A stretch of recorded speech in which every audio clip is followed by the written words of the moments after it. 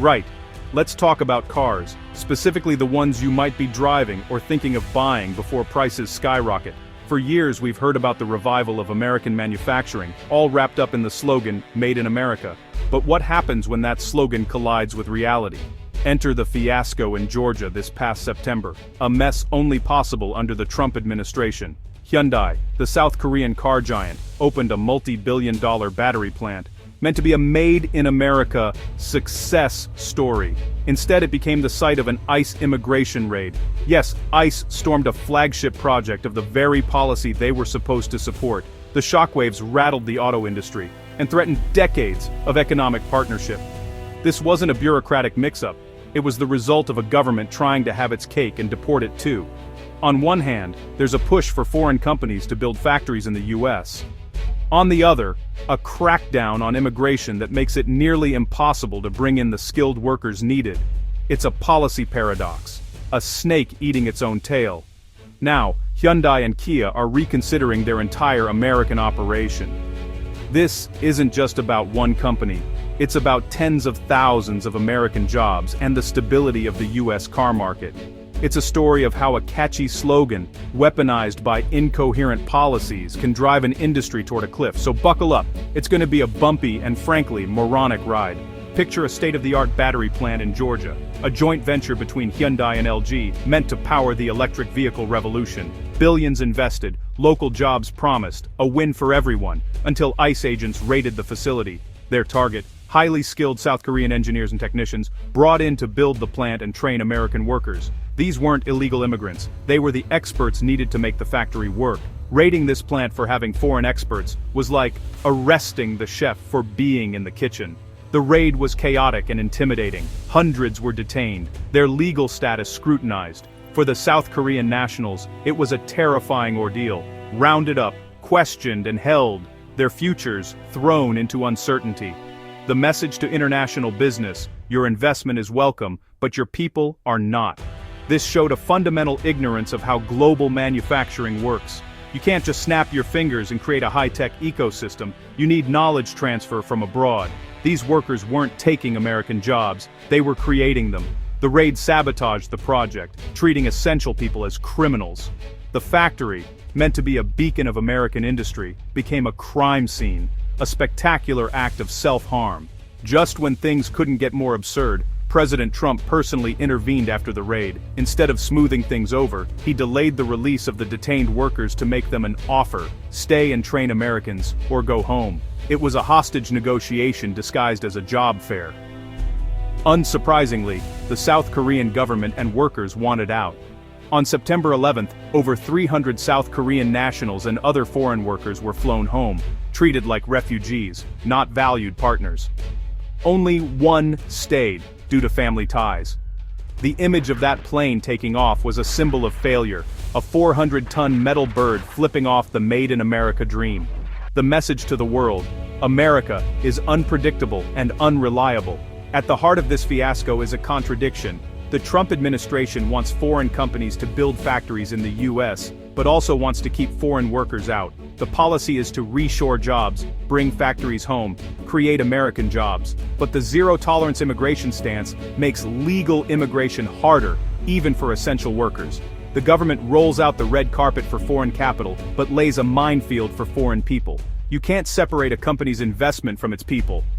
When Hyundai builds a battery plant, it needs to send its best engineers to get things running and train Americans. These aren't jobs you fill with a Craigslist ad.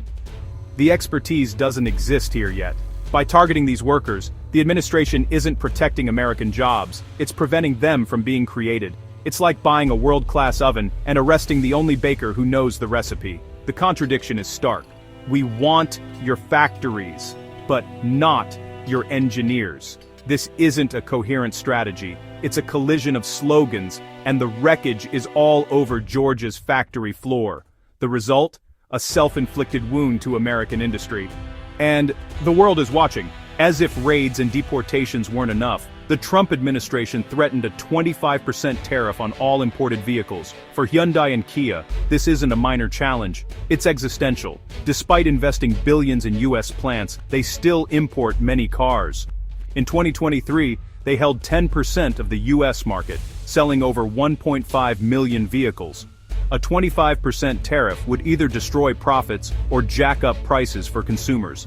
A $30,000 Hyundai could become $37,500 overnight, pricing out many families. Combined with the immigration mess, it's a perfect storm. Hyundai and Kia were encouraged to invest and create jobs, but now face hostility and massive new costs. Executives warn that tariffs could force them to reconsider their U.S. presence. This isn't posturing, it's business reality. Ironically, these protectionist policies could destroy the very American jobs they claim to protect. If Hyundai can't operate profitably, they'll scale back imports and U.S. production. The tariff hammer isn't protecting workers, it's threatening the entire auto industry. Everyone loses: workers, consumers, and the economy. What if Hyundai and Kia pulled back or exit the US market? The consequences would be huge. This isn't a coffee shop closing, it's a gaping hole in the American economy. The first victims: American workers, not just in factories, but across the supply chain. For every factory job, there are suppliers, truck drivers, port workers, and dealership staff who depend on Hyundai and Kia. Tens of thousands of jobs are at risk. Consumers would also take a hit. Hyundai and Kia keep prices competitive. Remove 1.5 million cars from the market, and prices for all cars go up. Detroit automakers would face less pressure to keep prices down. Choice shrinks, costs rise. This isn't an abstract debate, it's about real people losing jobs, and families priced out of new cars. The threat of a Hyundai exit is a looming crisis for American workers and consumers, and it's a crisis engineered by the very government that claims to be fighting for them. A self-inflicted wound of staggering proportions. After the raid, diplomats scrambled to repair U.S.-South Korea relations. South Korea proposed a new visa category for skilled workers needed for high-tech projects. Secretary of State Rubio agreed to actively review it, a phrase that could mean anything. A new visa could create a legal path for essential engineers and technicians. But the damage runs deep.